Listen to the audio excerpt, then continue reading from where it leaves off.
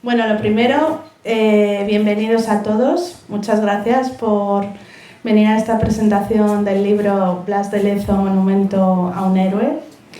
Gracias al Instituto de Estudios Históricos del CEU por cedernos este espacio, porque la verdad es que ha sido complicado y os lo agradecemos del alma. Muchas gracias también por venir en época navideña, que sé que es complicado con las cenas de Navidad y esas cosas, así que bueno, aquí estamos. Va a ser una presentación de un libro muy especial. Es muy especial también porque también es difícil de catalogar, o sea, no es un libro más sobre Blas de Lezo, que de eso ya hay bastantes libros, no es una novela histórica, tampoco es una biografía de Blas de Lezo, tampoco es un tratado de Bellas Artes. Es un libro, digamos, es un rara avis, es un libro que me vino también recomendado por nuestros amigos del Legado Hispánico, de Fabio y Vanessa, y fue como conocí a Amanda. Y bueno, ha sido un libro que nos lo hemos hecho prácticamente en 2 meses, mes y medio, o sea que esto no lo sabe la gente de ahí, pero bueno, ha sido ahí un a matacaballo, pero lo hemos conseguido llegar a Navidad. Y bueno, lo primero que me gustaría es, los que no conocéis a Amanda, ¿vale? Pues presentaros. Ella es la compañera de vida de Salvador Amaya, que está también por aquí, el escultor de la obra del monumento a Blas de Lezo, que como sabéis está en la Plaza Colón, en los Jardines del Descubrimiento. Y bueno, ella es licenciada en Administración, estudia ahora Historia del Arte en la UNED y se autodenomina agitadora cultural, que me ha encantado. Así que eso explícanos un poco qué es, ¿vale, Amanda? Bueno, realmente, ¿se me escucha? Sí. Lo de agitadora cultural viene porque a raíz de inaugurar el monumento a Blas de Lezo, sí que notamos en la sociedad una necesidad de agruparse en torno a lo más bonito de nuestra historia, no solo a la leyenda negra, sino a esa parte de la historia que nos hace sacar pecho, ¿no? Y entonces recogí ese testigo y bueno, creé en redes sociales así algunos grupos y fuimos creciendo. Entonces es verdad que cuando hemos organizado alguna visita o algún evento cultural, pues la gente ha respondido y ha acudido a la llamada. Y al final es eso, es poner en valor nuestra mejor historia y organizar eventos en torno a ella, que al final es lo que nos une, es lo más grande que tenemos. Pues sí, la verdad. Y además que sepáis, esto es primicia, esperamos que esto sea el primer libro de una colección que queremos llamar de ayudante de un taller, porque al final Amanda, aparte de ser la compañera de vida de Salvador, pues bueno, estás ahí también en el día a día. Sí. El libro está escrito en primera persona, con lo cual pues el narrador se hace súper veraz y ya vais a ver que muy emotivo. De hecho hay algún pasaje que nos salta la lagrimilla. Y sobre todo es un libro que une la historia de España con la historia de una familia emprendedora, de una familia de artistas y bueno, va a ser un viaje. Para mí es un libro de una crónica, yo creo, ¿no? Un poco el viaje que hacéis desde que surge todo esto. Que me da pena que no esté aquí tu madre, porque al final también fue la primera, ¿no? Sí. la que te llamó ese día, ¿no? Sí. Cuéntanos. No, a ver, es que la historia del monumento a Blas de Lezo empieza con una llamada de mi madre. Mi madre estaba viendo la televisión, pues como todas las tardes, y me llama y me dice, hija, que acaba de salir en la televisión, que quieren hacer un monumento, he apuntado el nombre porque no me acuerdo, y claro, era una época complicada para nosotros, complicada económicamente, llevábamos mucho tiempo con falta de trabajo, entonces ante todas las negativas que llevábamos acumuladas desde hace varios años, pues te llega una noticia, que alguien está buscando un escultor, pues allí vamos, ¿no? Entonces, bueno, pues me interesé, vimos que era Blas de Lezo y ¿cuento un poquito? ¿Sí? Cuenta. Vale. Sin hacer mucho spoiler. Sin hacer mucho spoiler. Bueno, pues vimos que era Blas de Lezo, del cual no teníamos ni idea. Ni idea. Sí que es verdad que apareció pues allí por casa, una revista en cuya portada había una escultura. Seguramente esa revista la habíamos comprado porque había una escultura en la portada, que aunque la escultura en sí no no es muy buena, pero es verdad que al ser una escritura te llama la atención, te compras la revista porque al final es tu mercado. Y vimos un poquito, leímos un poquito. Y qué interesante. Un señor que con 15 años le amputan la pierna, que se queda ciego con 22. Por ahí está Mariela y Carolina, Javier. Os los voy a presentar porque merece la pena. Los tres comisariaron la exposición que hubo en el Museo Naval sobre Blas de Lezo, El valor de medio hombre, que yo creo que fue un poco el pistoletazo de salida para devolver la memoria de este personaje. Os agradezco muchísimo que hayáis venido, de verdad, de corazón. Estamos hablando de tu madre, de que os hacía falta el dinero, claro, que era una época mala. Claro, entonces ya me informé, acudes a redes sociales, encuentras que efectivamente se está gestando elaborar un monumento, pero estaba todavía un poco en pañales. Entonces contacto con la asociación, que es algo que me sorprendió muchísimo, porque nosotros nunca habíamos trabajado con una asociación. O sea, siempre habíamos tirado de diputaciones, ayuntamientos, instituciones, organismos públicos, que eran los que tienen dinero para estas cosas. Jamás nos habíamos encontrado con una asociación, quizá empresas privadas también, sí, pero asociaciones ciudadanas no. ¿Cómo se habían organizado? Se habían organizado pues, haciendo aportaciones.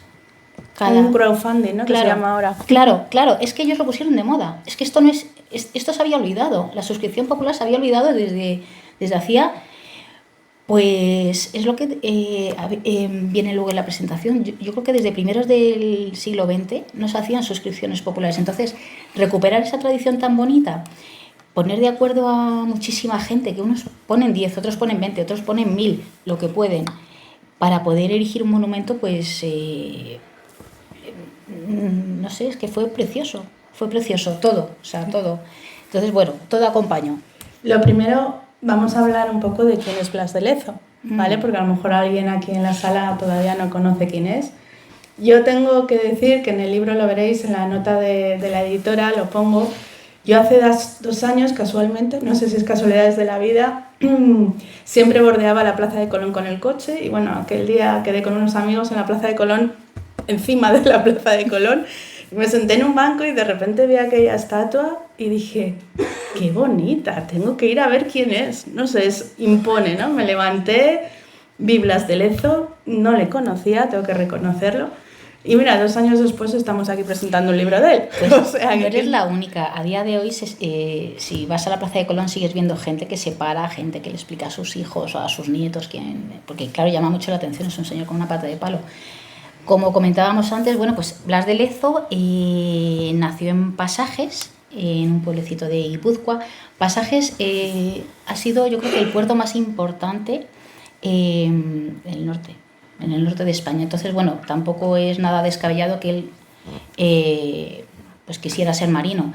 Fue a estudiar a Francia, porque aquí en España todavía no había escuela de guardiamarinas. Se formó allí y sus primeras batallas sí, fueron bajo bandera francesa. Como hemos comentado antes, disculpadme, perdió un ojo, una pierna, la movilidad en un brazo, siendo muy muy joven. Todo esto así muy rápido, ¿vale? Las 22 batallas en las que participó se mantuvo invicto. Pero fue la batalla de Cartagena de Indias la que le dio la gloria, bueno, y también el descrédito. Lo que sufrió Blas de Lezo, para mí es algo muy español, la traición y el caínismo, es que es terrorífico. Entonces, bueno, te conmueve mucho el personaje porque alguien que ha podido superar todas las adversidades a los que se vio sometido. No creo que fuera fácil estar en un barco con una pata de palo y sin la visión en un ojo y medio manco y claro, y solo pudiendo agarrarse con un brazo. O sea, no creo que fuera fácil, pero este hombre lo hizo. Y una de las anécdotas que a nosotros nos enganchó muchísimo fue saber que estando, creo que estaba convaleciente, le habían destinado a la corte, él pidió volver al mar. O sea, él argumentó algo muy tonto, como que bueno, que un cuerpo tan maltrecho como el mío pues no puede estar entre tanto lujo, ¿no? Que a mí me devolvéis al mar. O sea, la pasión que él sentía por su trabajo y el poder demostrar su valía sobre un barco, bueno, pues eso nos cautivó. O sea, esa insistencia, yo no quiero gloria para mí, yo no quiero estar en la corte, yo soy un currante, y bueno, pues así lo demostró. Entonces, bueno, pues eso es... Y cuéntanos un poco de la batalla, porque claro, yo he leído posteriormente que es verdad que todo el mundo habla de la Armada Invencible, del desastre, pero nadie habla de cuando España ganó a Inglaterra con esta batalla, ¿no? Entonces, cuéntanos quién era el villano. Ay, claro, es que hay un capítulo... El antihéroe. Claro, es que en el libro hay un capítulo que se habla del héroe. Pero hay otro capítulo que viene después que se habla de el antihéroe. Bueno, el antihéroe, en principio vamos a poner... Dos, ¿no? Claro, en principio vamos a poner al inglés. Vamos a poner al inglés que vendió la piel del oso antes de cazarlo, que, bueno, pues que quiso atacar Cartagena con una armada enorme, no me acuerdo cuántísimos barcos, pero bueno, superaban como en 30 los barcos, los hombres... Vamos, era una batalla totalmente ganada, ¿no?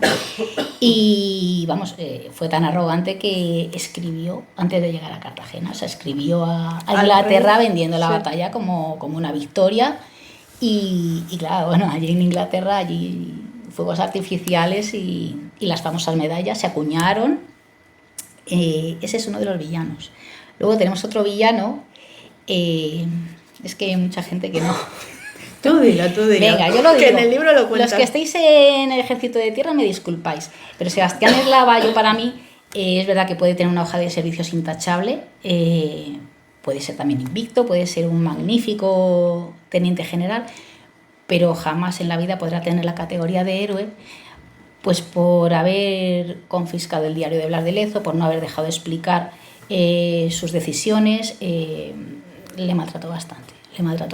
Entonces, bueno, ahí tenemos el otro antihéroe. Tenemos dos antihéroes, dos villanos. Es que esto es una historia de buenos y malos también. Sí. Yo lo que no sé es cómo Hollywood no ha hecho una superproducción con Blas de Lezo, porque vamos, el Master and Commander se quedaría pequeñito al lado pues de... Master and Commander también fue motivo de inspiración, ¿eh? La vimos un montón de veces y de hecho Salvador, mientras estuvo haciendo el monumento, la banda sonora... Es que es muy potente. Es que era desde las 7 de la mañana hasta las 11 de la noche, era la banda sonora de Master and Commander. Es que todavía retumba en nuestras cabezas esa banda sonora. Nos caló mucho, porque además sí que nos habían contado anécdotas de Blas de Lezo que se habían usado para hacer la película. Que no lo sé si es real, porque yo tampoco he estudiado a fondo su vida, pero comentan, por ejemplo, que durante el asedio a Barcelona... Blas de Lezo quemó paja húmeda sobre unas barcas para crear niebla, ¿no? Sí. Eso en Master and Commander sale. No sé si Blas de Lezo realmente hizo eso, si no. Pero bueno, sale también en la película Master and Commander, sale un crío al que le tienen que amputar el brazo, pues durante una batalla pierde el brazo. Es un poco el paralelismo, ¿no? Que se ha buscado. No sé si el director de la película ha leído la vida de Blas de Lezo. O es casualidad. O es casualidad y nosotros le hemos buscado ahí la coincidencia, sí. ¿No? Pero bueno, lo que sí que es verdad, que también yo creo que es un poco lo que el subidón, ¿no?, de la personalidad de Blas de Lezo es que él tuvo que hundir sus barcos, ¿no? Fue parte de la estrategia, o sea, que a un marino le tengas que decir que hunde tus barcos para que entren los ingleses y como que les vamos a engañar... Y luego que encima se le muestre como un cobarde, sí. Yo creo que es también lo que hace esa... Es que es muy doloroso y yo creo que cuando Salvador pensó, a ver, ¿cómo represento yo a este señor? Porque claro, ahora después vamos a hablar del concurso, sí. Pero es que había las propuestas más locas que os podéis imaginar. Pero Salvador, sin embargo, siempre le visualizó sereno, nostálgico, preocupado. Yo creo que le visualizó mirando el horizonte todos los barcos que se le venían encima, él con 6 barcos apenas, y cómo enfrentó esto, ¿no?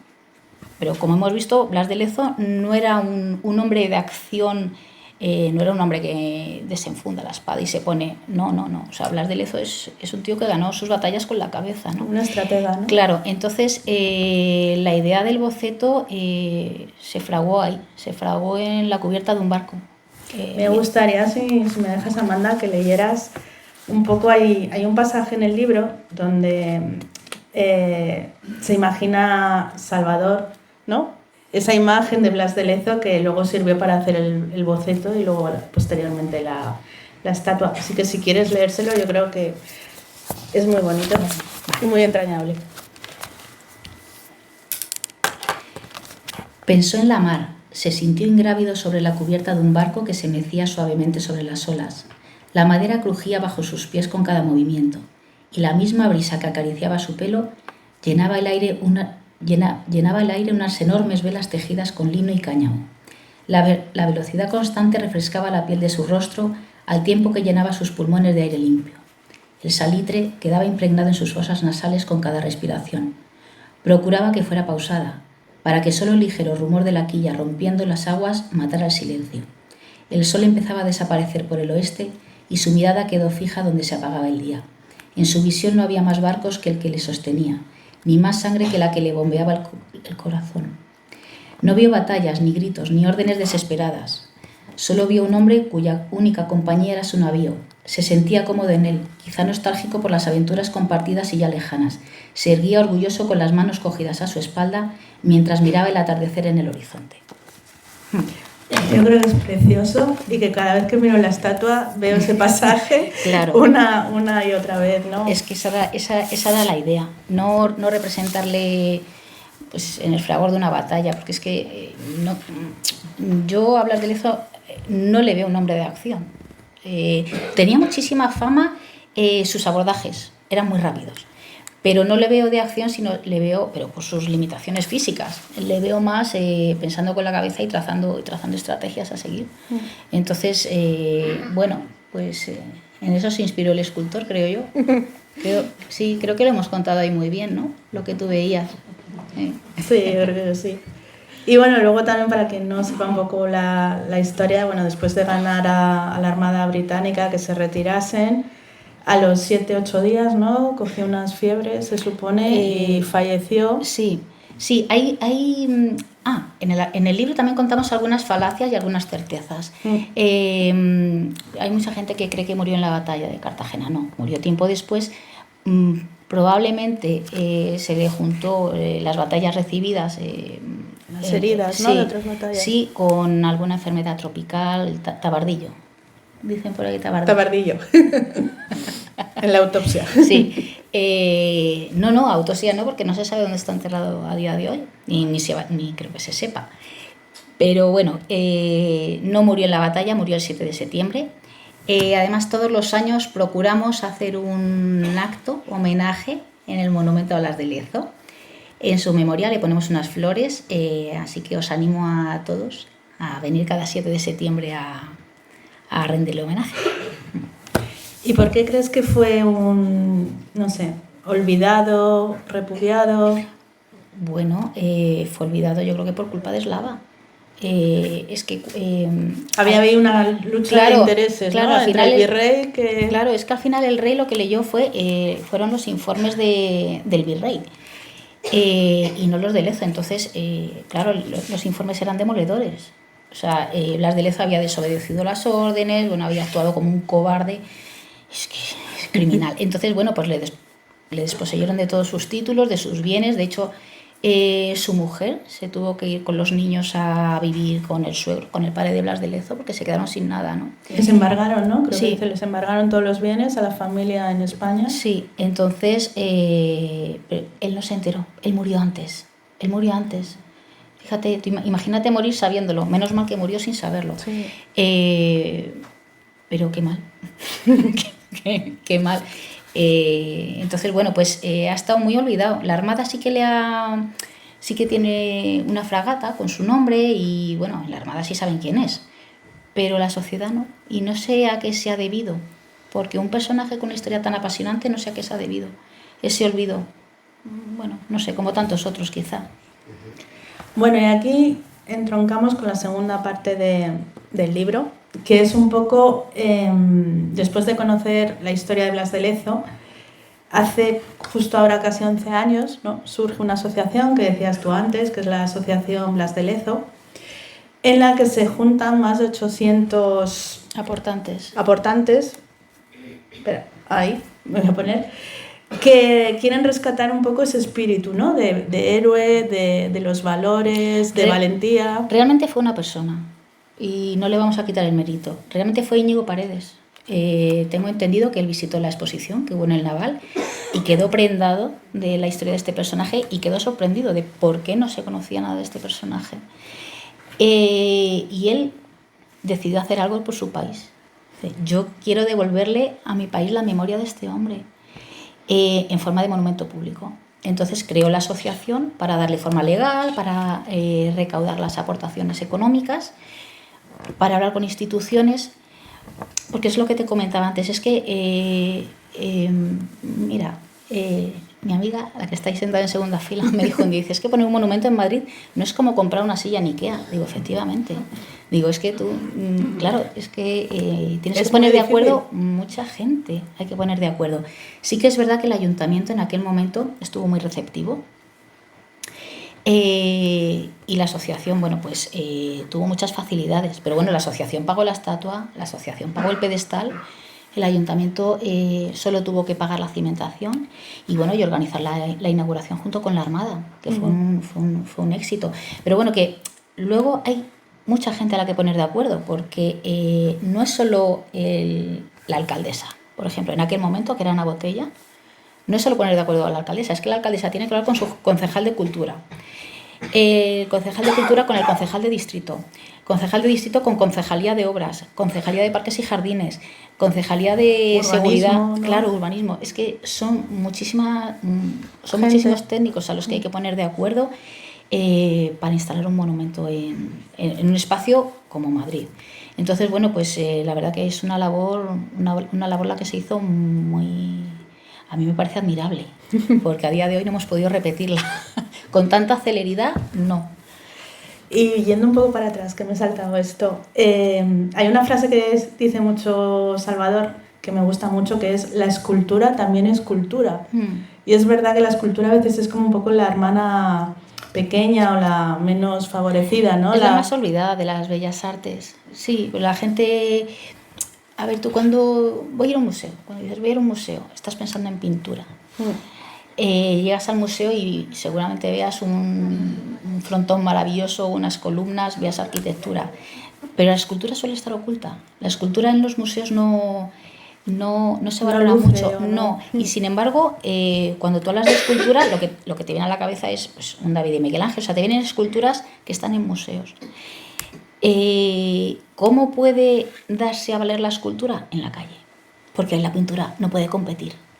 Claro, la pintura te puede contar historias, tienes unos recursos narrativos, tienes el color, tienes diferentes técnicas. Claro, tienes perspectiva, puedes hacer hasta diferentes escenas. La escultura no, la escultura representa valores. Tú en la escultura puedes representar valores y ese es el punto fuerte. Entonces, tú pones un monumento público en la calle y estás contando una breve historia, o por lo menos estás despertando el interés de la gente. Estás recuperando la memoria. Mira, lo tengo por aquí. Estás embelleciendo el espacio público. Estás recuperando la memoria colectiva. Y estás configurando también la imagen de ciudad. Yo no sé si todos los que estéis aquí en Madrid, a mí es que siempre se me viene la misma imagen a la cabeza. Subiendo Castellana, que es lo que hago para ir a casa de mis padres, subo Castellana y cuando voy a llegar a Plaza Castilla me encuentro siempre el monumento a Calvo Sotelo, tiene un monolito romboidal detrás y las dos Torres Kío. Son imágenes de ciudad, pero es que Blas de Lezo ya se ha convertido en una imagen también. ¿Cuántas manifestaciones hemos visto ahí en la Plaza de Colón y todo el mundo hacerse la foto con la escultura de Blas de Lezo? Es más, el día de la inauguración nos dimos cuenta que muchísima gente se ponía detrás de la escultura a hacerse la foto para que se viera la bandera de España, la gigante bandera que hay allí, para que se viera la escultura con la bandera. Y llegamos a pensar, la foto de la escultura va a ser por detrás, va a ser de espaldas, llegamos a pensarlo. Y durante mucho tiempo fue la imagen que estuvo circulando. La escultura por detrás y con la bandera de España ondeando. Sí. Entonces, bueno, es que el monumento público tiene mucho... Hemos crecido rodeados de monumentos públicos.